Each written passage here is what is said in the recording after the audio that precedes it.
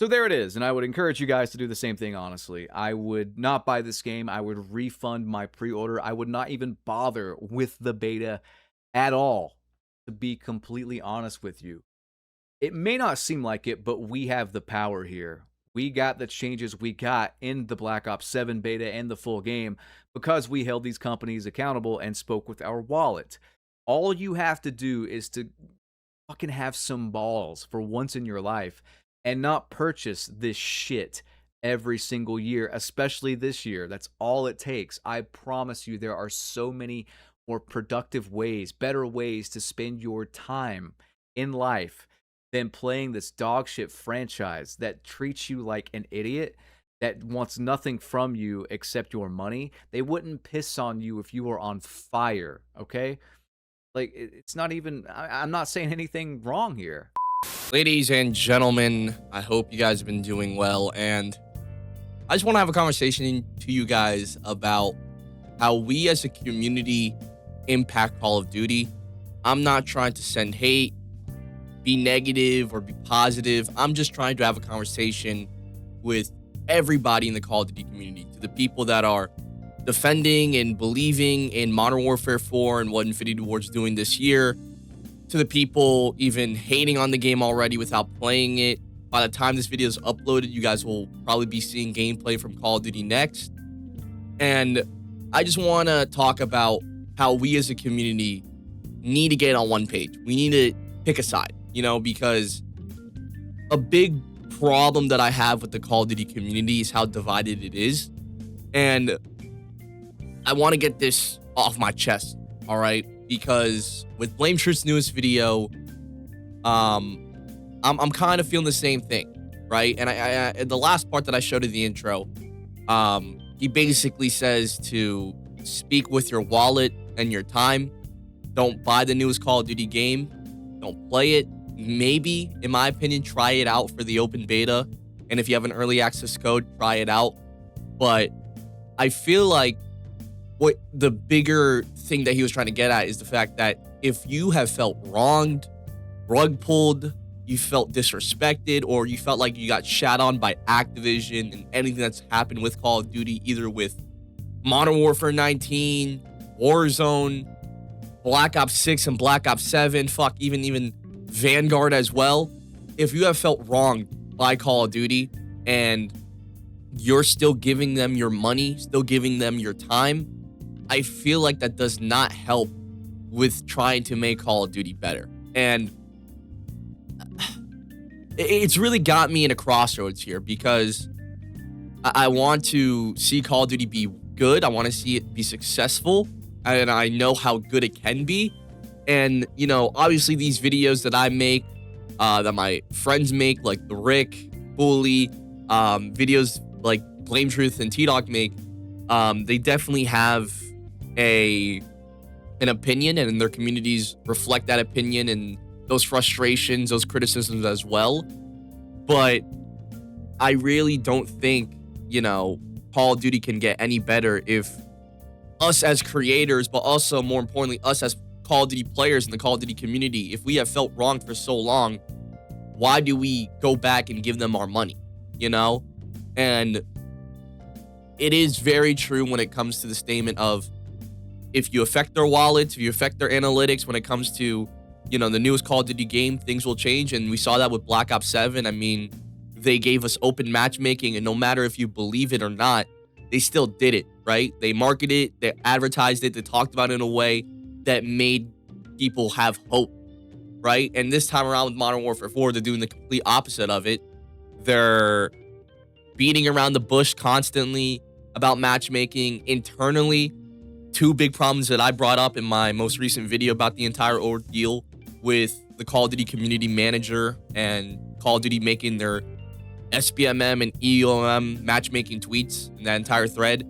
The two big problems that I have with it is the fact that internally, they don't know how to use the data that they've collected over the last, 3 months now, with 3 different matchmaking systems. The Black Ops Ports one, open matchmaking, and now the new classic matchmaking that's going to be in Modern Warfare 4. And then another internal problem is the fact that Activision and Infinity Ward can't seem to make a decision and stick with their gut when it comes to matchmaking. They can't internally come to an agreement on what they need to do or how they're supposed to do matchmaking this year. And the game's a month and a half away, right?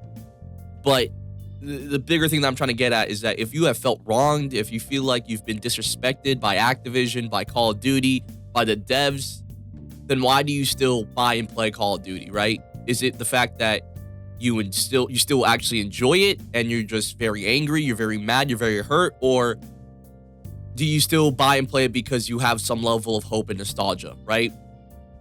And, you know, as a creator, I'm really trying to find this fine line where I offer both sides of the conversation, especially because this is more of the negative side that we're talking about, because there's some people that are extremely negative that still buy and play Call of Duty, from the creators and streamers to the players and their communities. And there's another side that's a part of the negative community where they don't even play Call of Duty anymore. They talk about it from afar, they watch it from afar, and they even make fun of some of these creators and streamers that are still crying and complaining and still making their videos, still making their streams and having their communities talk shit about the game, but yet they're making fun of them for the fact that they're still buying and playing the newest Call of Duty game, and in turn supporting Activision and supporting the cause and giving them fuel to keep pumping out bad Call of Duty games. And after watching BlameTruth's video, I don't know. I'm still trying to be on the fence and try to be fair to Infinity Ward with Modern Warfare 4, but I don't want another year of me complaining, especially after I had bought the newest Call of Duty game. I don't want to do that again. And I've said in the past now that I tie my enjoyment to how well or how good I am to a Call of Duty game, and I already know that with Modern Warfare 4, I'm going to be good, just like how I was good in Black Ops 6, just like how I was good in Black Ops 7, Modern Warfare 3 2023, Modern Warfare 2 2022. But if I really want my words, my videos, my opinions to have more value and to make more of an impact towards making Call of Duty better and pushing that needle and pushing that agenda, I think it would be better off if I don't buy the newest Call of Duty game. You know what I'm saying? And obviously, if you play the beta, early access, or open beta, and you actually end up enjoying the game, go ahead. Go support Call of Duty, buy the game, play it. I'm not trying to discourage anybody from doing that. I'm more talking about the fact that if you have been complaining for year after year after year, why do you still buy and play it? You know, because